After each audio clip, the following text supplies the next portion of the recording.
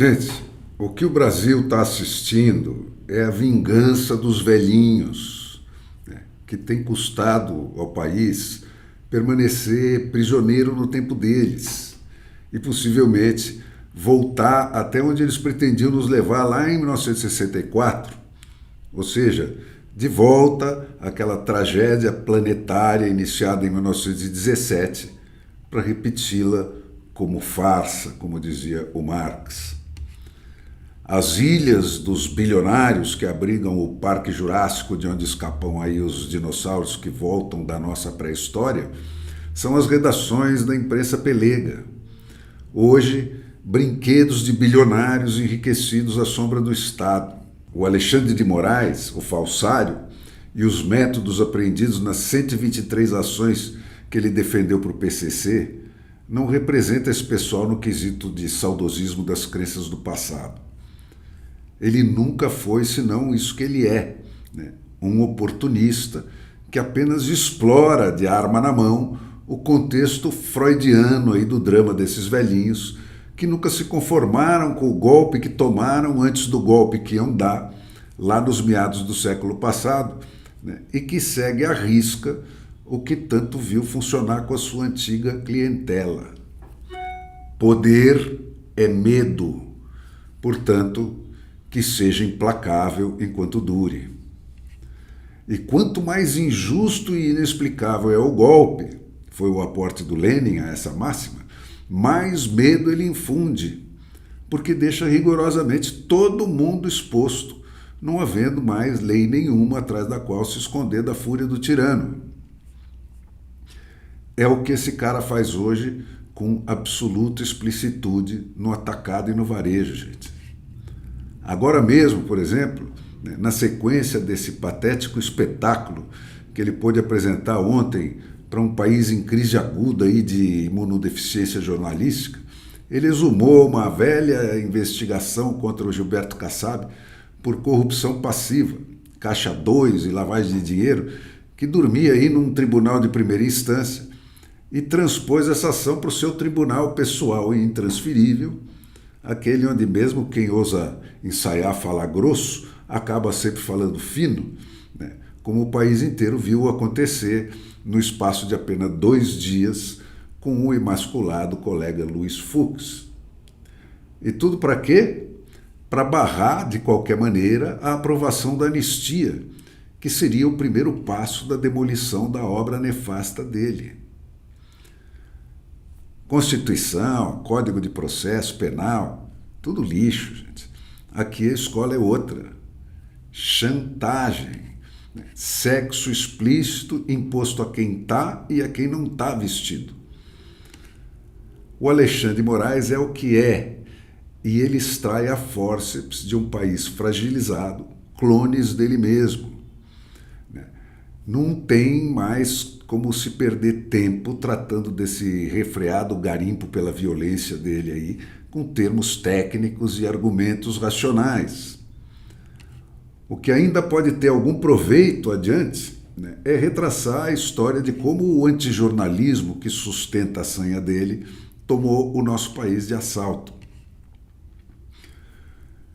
Cara, nos anos todos que eu passei treinando para dirigir as páginas de opinião do Grupo Estado, né, a lição fundamental do meu pai, que como dele me tutoriava nessa missão, era de me fazer entender que não era a minha opinião que deveria aparecer nos textos publicados naquelas páginas, que desde o primeiro número da província de São Paulo, lá nos idos de 1875, quando o feudalismo que está de volta aí começava a balançar, ninguém estava autorizado a assinar.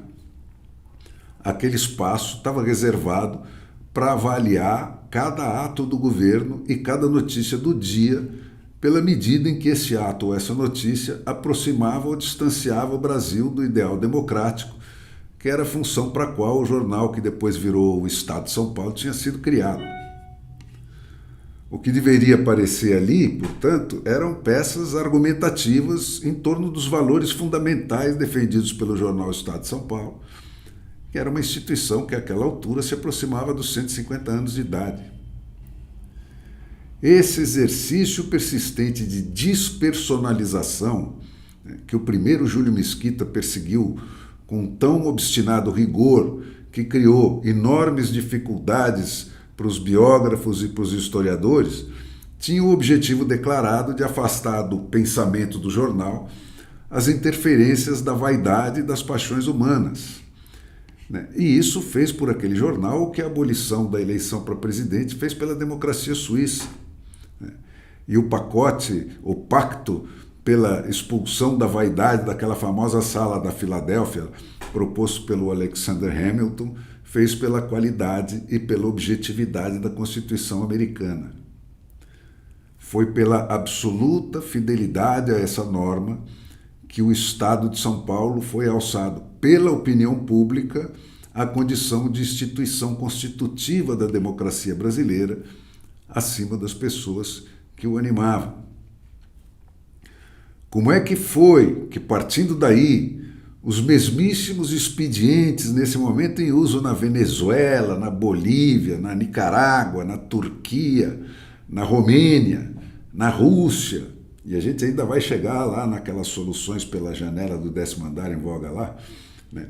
Ou na China, né, com quem o Brasil já assinou desde a última eleição do Lula 37 tratados de aprendizes de feiticeiro, se transformaram aqui nesses editoriais apaixonados aí de encômios pela defesa da democracia e do Estado democrático de direito.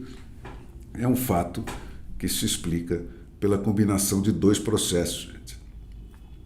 O primeiro é o zelo com que nos últimos 40 anos o PT destruiu, escola por escola, universidade por universidade, o pouco que havia de educação formal no Brasil, a ponto de produzir essa geração aí com cérebros embrulhados em papel celofane, né, inteiramente blindados ao conhecimento do que aconteceu antes de algumas horas atrás, né, que hoje nos coloca, aí ano após ano, mais próximos do último lugar nas medições internacionais de conhecimentos básicos. Foi isso que criou o caldo de cultura que sustenta esse fenômeno. E o segundo foi o processo da morte súbita do jornalismo, que eu assisti de camarote.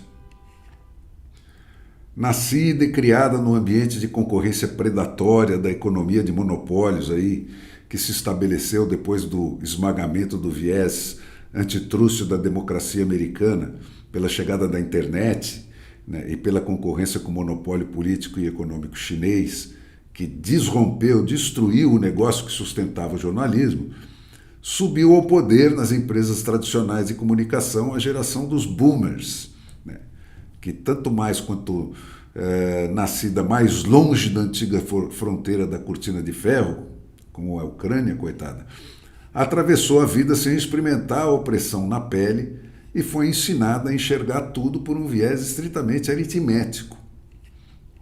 É o que explica, por exemplo, né, que o Donald Trump, que é um lídimo representante dessa geração, escalhe um corretor de imóveis aí com fama de truculento, no lugar de diplomatas treinados, que é coisa de intelectual, né, para negociar os grandes contratos geoestratégicos aí do país líder do mundo livre, com seus sócios históricos na luta milenar da civilização contra a barbárie.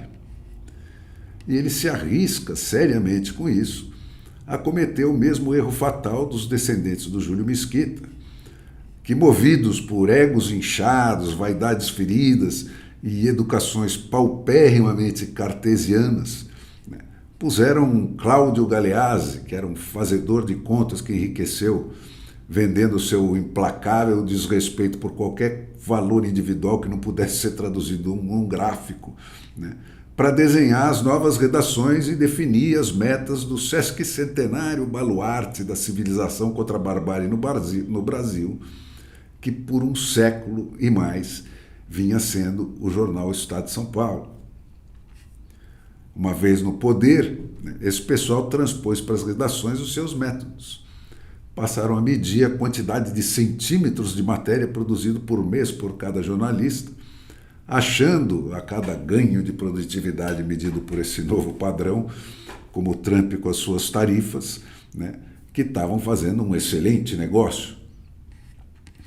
E isso, gente, simplesmente desligou o alarme do Brasil no exato momento em que o Luiz Inácio Lula da Silva conquistava o seu primeiro mandato como presidente da República, num país que já vinha submetendo toda uma geração a um processo continuado de rebaixamento moral, com a progressiva substituição da cultura humanista de que o Estado de São Paulo era o arauto, né, como referência crítica das ações dos seus governantes, né, para a cultura de oportunismo político, regado a apelos aos baixos instintos, especialmente da juventude, no ambiente da mais estrita amoralidade que sempre caracterizou a televisão.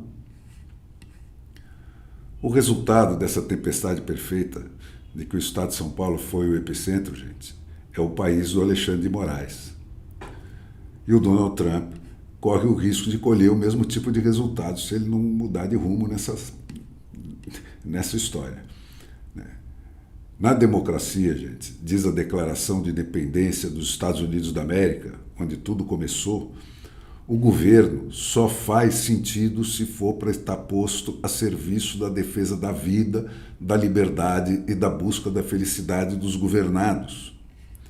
E esses têm não apenas o direito, mas mais precisamente o dever de derrubar esse governo, se não for isso que ele estiver fazendo. A democracia, em outras palavras, gente, foi inventada para acabar com o exercício indiscriminado da força herdada por quem a tinha, apenas porque a tinha, e colocar a força doravante, legitimada somente se conquistada pelo trabalho e regida pelo direito, a serviço da liberdade e da felicidade dos indivíduos.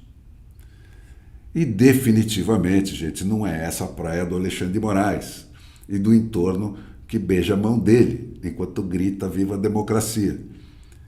E se tem uma consciência que ele tem absolutamente nítida, é a de que foi pela violência que ele chegou à posição em que ele está, e que quanto mais ele se distancia da legalidade e da decência, mais impossível se torna voltar para elas, porque se a democracia for restabelecida, ele vai ter de pagar pelos crimes que ele está cometendo. Gente, essa é a lógica do totalitarismo, que até ser interrompido foge sempre para frente até o limite do genocídio que a humanidade experimentou no amargo século XX, cuja memória os novos totalitários cuidam de apagar. Cara, a história é a psicanálise das sociedades humanas. E esse Brasil sem história, não sabendo como nem por que ele foi o que ele foi, né, e virou o que virou, não faz ideia do que ele pode vir a ser. Portanto, gente, que ninguém se iluda. É agora, enquanto ele ainda não tem um exército e uma polícia de verdade, ou nunca. A gente precisa deter esse cara.